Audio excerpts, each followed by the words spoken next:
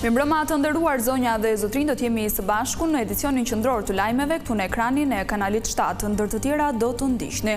Opozita shkakton kaos në parlament duke pushtuar vendet e ministrave, përplasje flakadan mes akuzave ndaj zëvendës kryeministres Belinda Balluku.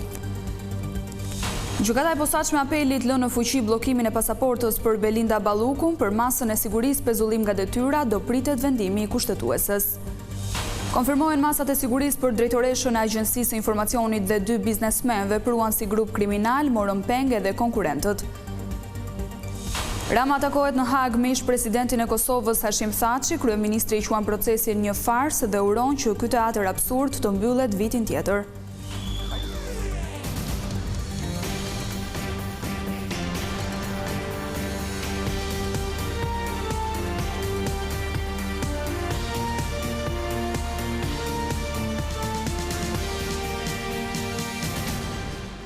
Vjojmë të njihemi më gjërësisht me zhvillimet kryesore të ditës. Parlamenti është përfshirë nga kaosi e dhuna pasi opozita pushtoi vendet e ministrave dhe ndezi flakadan. Deputetët demokrat nuk lejuan zhvillimin normal të seancës duke hedhur akuza ndaj numrit 2 të qeverisë, Belinda Balluku. Në këto kushte, kreu i kuvendit kaloi direkt në votim të gjitha projektligjet.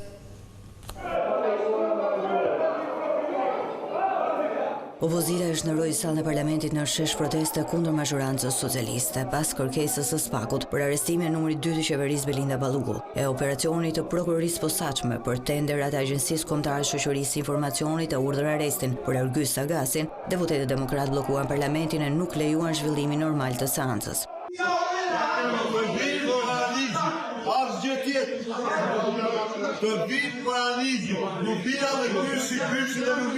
Ende pa nisur seanca, deputetët demokratë zunë vendet e ministrave në shenjë proteste ndaj mazhorancës socialiste. Ata akuzuan PS-n se po mbron korrupsionin e Belinda Ballukut e figura si Ergys Sagasi në shenjë revolte ndezën flakadan.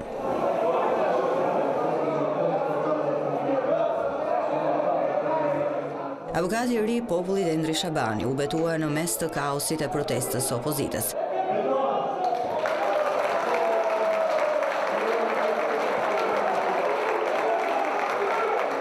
Në mes të kaosit u miratuan edhe ligjet e parashikuara në rendin e ditës. Në fund të mbledhjes parlamentit, kryetari i Partisë Demokratike Sali Berisha deklaroi se betejë e opozitës do të vazhdojë e mbledhje normale të kuvendit nuk do të ketë. Parlament me ata të cilët zbatojnë moton, vidh dhe ik, nuk ka dhe nuk mund të ketë.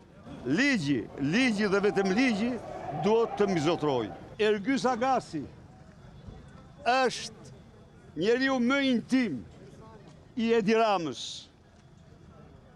terrorist me 2 pengmarrje dhe jeton i qetë pas një lloj bires me mbrojtje shtetërore. Lubi Balluku nuk vjen në parlament. Por në emër të mazhorancës Tauland Balla akuzoi opozitën se po përsërit të njëjtin skenar dhune, duke sqaruar se për imunitetin e numrit 2 të qeverisë Belinda Balluku do zbatohet ligji. Me gjithë klithmat, ulërimat e gazmend bardhit, Kuvendi i Shqipërisë, siç e përcakton procedura, nesër fillon procedura. Gjatë seancës plenare, kryetari i Kuvendit Niko Peleshi përjashtoi deputetët Flamur Noka e Klebis Balliu.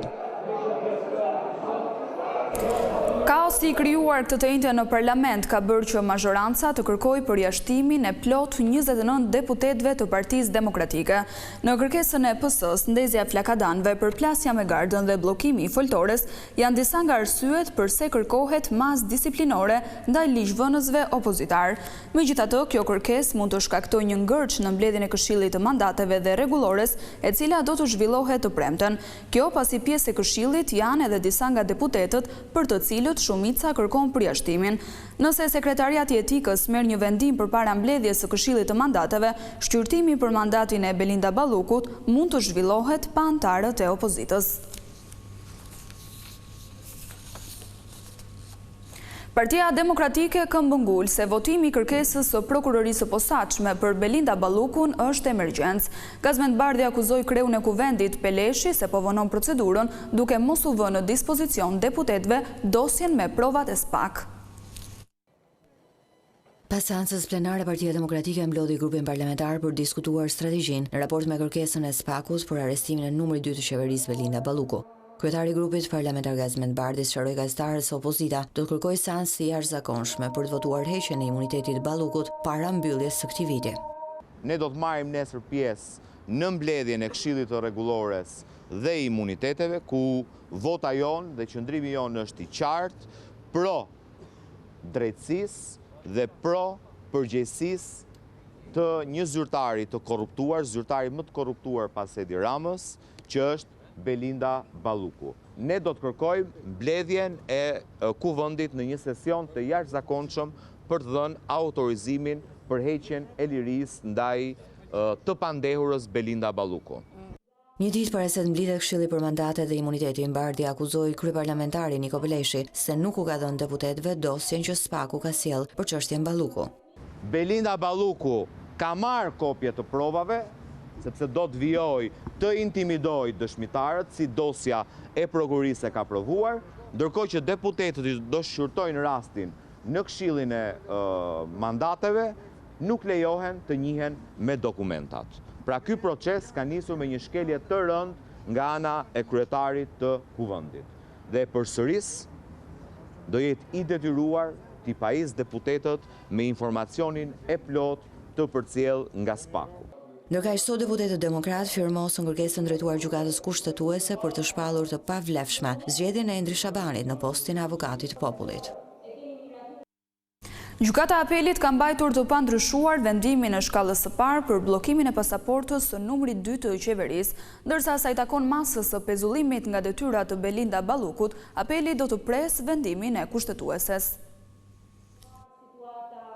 Pasaporta e zëvendës kryeministres Belinda Balluku do të vazhdojë të jetë bllokuar. Vendimi i Apelit të posaçëm la në fuqi masën e shkallës së parë vetëm për ndalimin e daljes nga Shqipëria për numrin 2 të qeverisë, ndërsa nuk dha vendim për pezullimin e saj nga detyra derisa gjykata kushtetuese të vendosë për fatin e saj. E ky verdikt pritet të merret në datën 22 janar.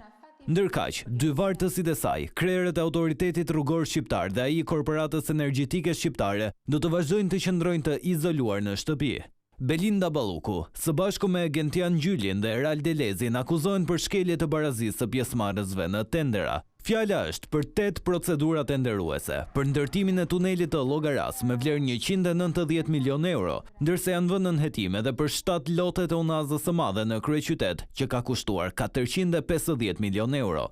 Prokuroria e posaçme, që përfaqësohet nga prokurori Dritan Prençi, dyshon se këto procedura janë paracaktuar dhe janë kryer me një vlerë më të madhe se sa kushtonin realisht. Gjykata e posaçme konfirmoi pas një seance maraton masat për të akuzuarit si pjesë e grupit kriminal të përfshirë me abuzimet me tenderat e Akshit. Drejtuesja e institucionit Mirlinda Karçanaj do të qëndrojë në arrest shtëpie, ndërkohë që për 2 biznesmenët Ergyes Agasi dhe Ermal Beqiri, të akuzuar për pengmarrje, u la në fuqi arresti me burg. Zyrtarët dhe biznesmenët që u vunë përpara ligjit 2 ditë më parë u njohën me masat e sigurisë nga gjykata e posaçme.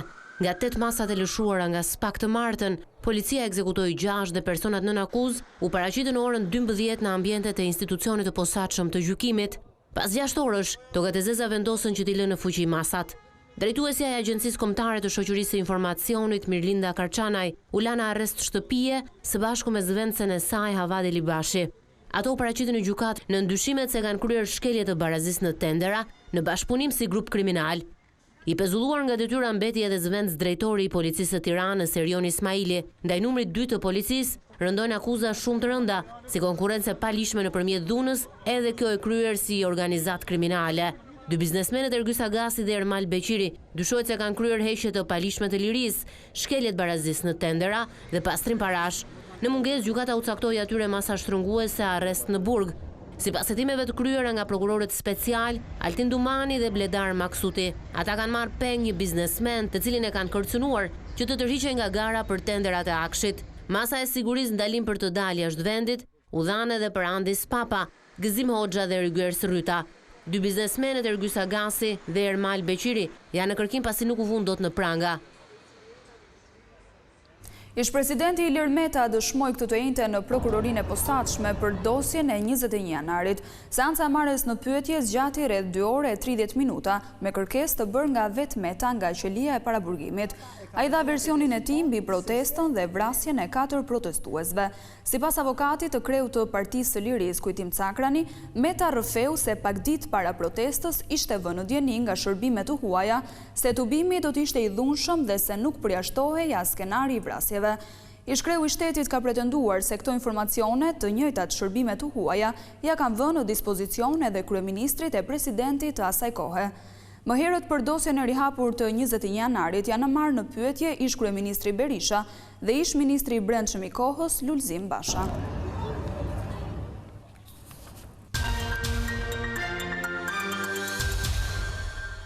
Një farsë e ka quajtur kryeministri Edi Rama procesin gjyqësor ndaj Hashim Thaçit dhe komandantëve të tjerë të UÇK-s. Ai ishte në Hag ku është takuar me ish-presidentin e Kosovës. Rama deklaroi se vitin tjetër ky teatër absurd duhet të marrë fund. Një ditë pas vizitës në Bruksel, kryeministri Edi Rama ju drejtua Hagës për të vizituar ish-presidentin e Kosovës Hashim Thaçi, i cili prej 5 vitesh është i izoluar nën akuzat për krime lufte.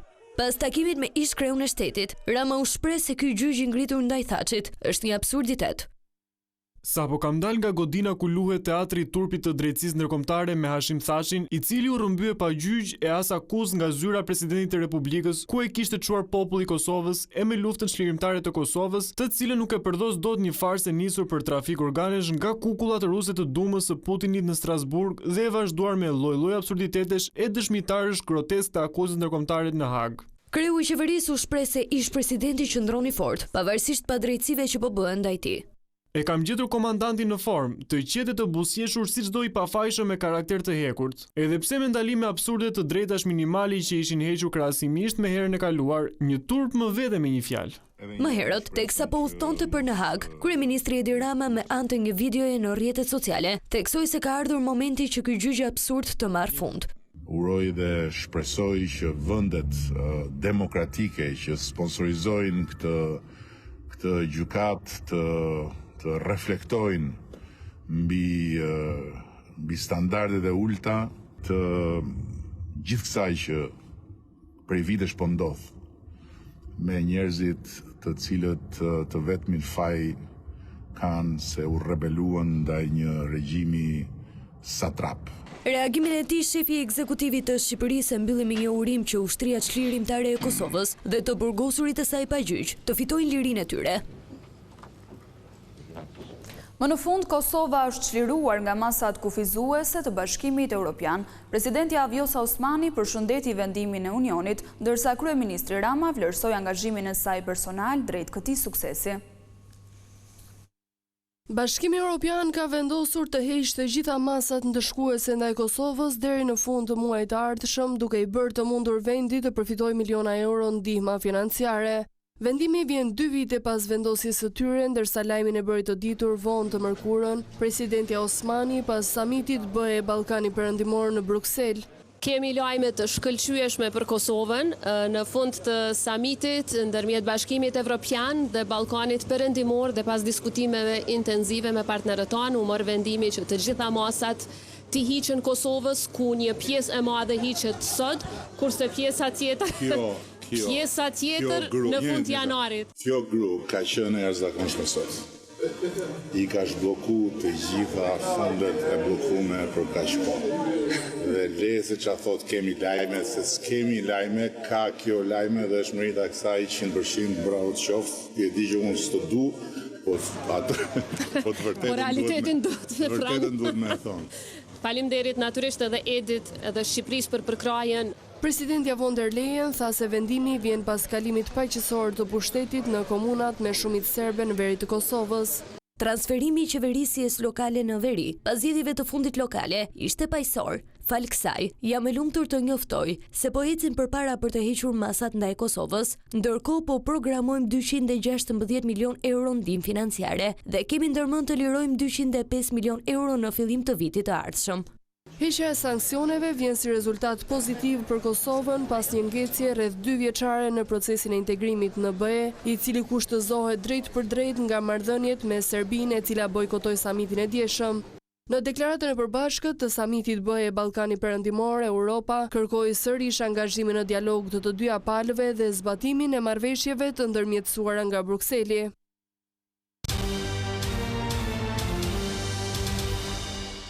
Gjykata e Durrësit ka liruar nga qelia ish efektivin e Reneas Arbër Papleka, i dënuar për vrasjen e Pierin Xhuvanit 4 ditë para zgjedhjeve të 25 prillit 2021 në Elbasan.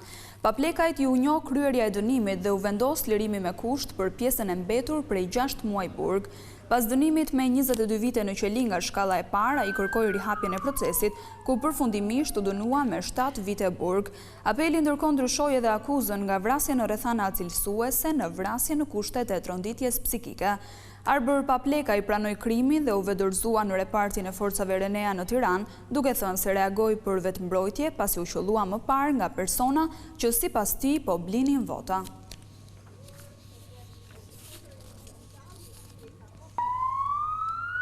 Buxheti i kryeqytetit u miratua në mbledhjen e Këshillit Bashkiak. Mbështetja më e madhe vitin e ardhshëm do të shkojë për pastrimin, transportin dhe arsimin. Miratimi i buxhetit u bë pa konsultimin e kryetarit të bashkisë Erion Veliaj, të cilit u refuzua kërkesa nga SPAK për të marrë pjesë në mbledhjen e Këshillit. Këshilli Bashkiak i Tiranës ka miratuar projekt buxhetin për vitin 2026. Kryetaria e komanduar Anuela Ristani theksoi se të ardhurat totale parashikohen në 39.2 miliard lek, ndërsa në fokus do të jenë zhvillimi i infrastrukturës, zhvillimi ekonomik i qëndrueshëm, politikat sociale dhe mjedisore, si dhe ndërtimi i një qyteti me standarde europiane jetese. Orientimi afatgjatë i buxhetit është zhvillimi dhe përmirësimi i infrastrukturës publike, i ekonomisë së qëndrueshme dhe ndërtimi i qytetit me standarde europiane jetese. Pasuriat e përgjithshme mbi të ardhurat për periudhën 2026-2028 mbështetet në burimet e veta në masën 80.51% të buxhetit, pra 80% e buxhetit mbulohet nga të ardhurat e Bashkisë Tiranë. Dhe për vitin 2026 të ardhurat parashikohen në vlerën 39 miliardë 208 milionë 901.976 lek. Më tepër buxhet është parashikuar edhe për pastrimin e qytetit. Pastrimi i qytetit, siç u thash, është një shërbim i cili parashikohet në shumën 2 miliardë 110 milionë 260.263 lek, me një rritje 5% krahasuar me vitin paraardhës, sepse kjo rritje qëndron në zgjerimin e pastrimit të unazës së madhe me gjatësi 61.797 metra linar në ditë dhe shtimin e 500 kontenerëve të rej me kapacitet 1.700 litra. Po ashtu janë parashikuar të ndërtohen objekte të reja arsimore, ndërsa nisur nga kërkesat e larta, Ristani deklaroi se në vitin që vjen do të rriten kuotat e kredive të buta për strehim. Akt 13 dhe njohjen e plot të diplomave universitare kërkojnë mësuesit, të cilët dolën këtë të njëjtë në protest përpara kuvendit. Sipas tyre, shpërblimi i fundvitit nuk është thjesht një pagesë shtesë, por një tregues i vlerësimit të punës së arsimtarëve. Mësuesit kanë paralajmëruar se protestat e tyre do të vijojnë.